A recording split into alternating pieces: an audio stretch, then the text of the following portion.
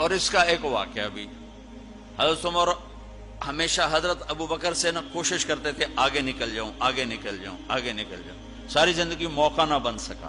تبوک کا موقع آیا تو اللہ کے نبی نے کہا مال خرچ کرو۔ عثمان رضی اللہ تعالیٰ نے 10,000 لشکر کا سارا سامان تیار کیا، ان کی سواریاں، ان کا راشن کے لیے تھیلوں کو بند کرنے کے لیے دھاگے تک اپنے گھر سے دیے، اور 300 دینار اوپر دیے۔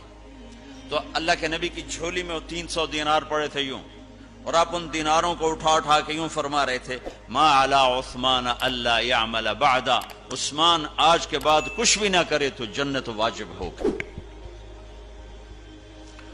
تو عمر کہنے لگے آج میں ابو بکر کو کاٹ سکتا ہوں، آج میں اس سے آگے نکل سکتا ہوں کہ وہ آج کل غریب ہے، میں مالدار ہوں، تو وہ تھوڑا لائے گا میں زیادہ لاؤں گا تو میں بڑھ جاؤں گا۔ لہذا انہوں نے اپنے مال کا آدھا حصہ، آدھا گھر میں رکھا اور آدھا لے کر آئے۔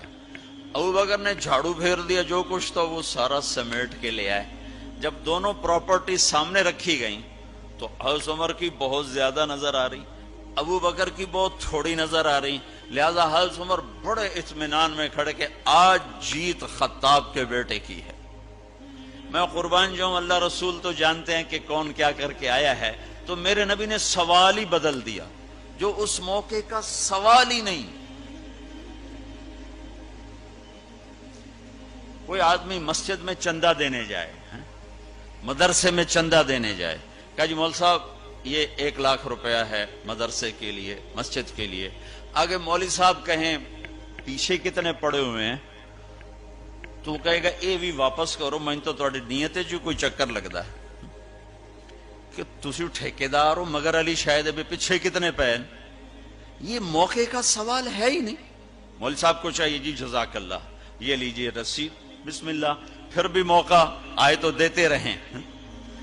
تو میرے نبی نے پوچھنا یہ تھا ابو بکر کتنا لائے ہو، عمر کتنا لائے ہو، اور یہی اس موقع کا سوال ہے۔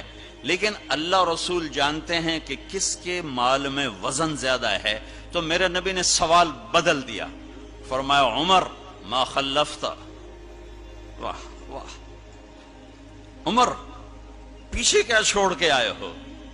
تو حضرت عمر تو وہیں دھڑم ہو گئے گا، با میں گیا، سوال سے ہی وہ پتہ چلے گا، بات میری کلی اڑ گئی وکٹ۔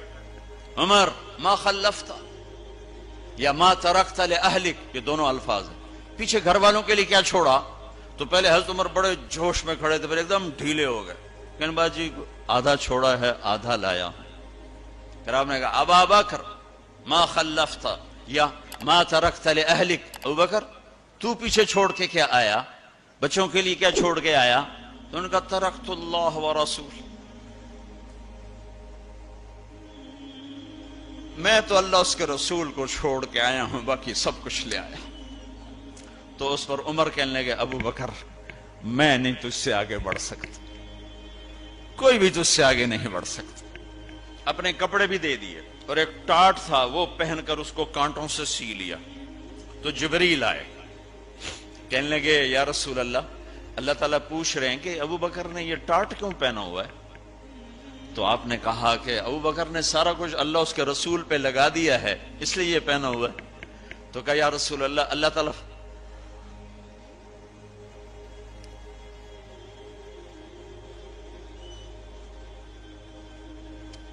تعالیٰ فرما رہے ہیں ابو بکر سے پوچھو مجھ سے راضی تو ہے، مجھ سے راضی تو ہے، اس فقر میں مجھ سے راضی ہے؟ میں تو اتنا سفر کر کے آیا ہوں، حالانکہ ابھی 4 دن پہلے میں 12 ملکوں کا 10 ملکوں کا سفر کر کے آؤں، ساری ہڈیوں میں درد ہے، میں اس لیے آیا ہوں کہ چلو کوئی بخشش کا بہانہ مل جائے، کوئی بخشش کا بہانہ مل جائے، اللہ راضی ہو جائے۔ آپ سارے اس لیے حج پہ جا رہے ہو کہ اللہ راضی ہو جائے۔ جو سارے جہان سے کہتا ہے مجھے راضی کرو، وہ کہہ رہا ہے ابو بکر سے پوچھو مجھ سے راضی تو ہے۔ تو آپ نے کہا ابو بکر تیرا رب تجھے سلام بھی کہہ رہا ہے اور پوچھ رہا ہے کہ راضی ہو؟ تو ابو بکر کی چیخیں نکلی، میں اپنے رب سے راضی، میں اپنے رب سے راضی، میں اپنے رب سے راضی۔ میرے بھائیو بہنوں، زندگی ایسے گزار کے مرو کہ اللہ کو ملو تو اللہ خوش ہو کے مل رہا، ایسے نہ مرو کہ اللہ کی بارگاہ میں پیش کیے جا رہے ہوں مجرم بن کر، قیدی بن کر۔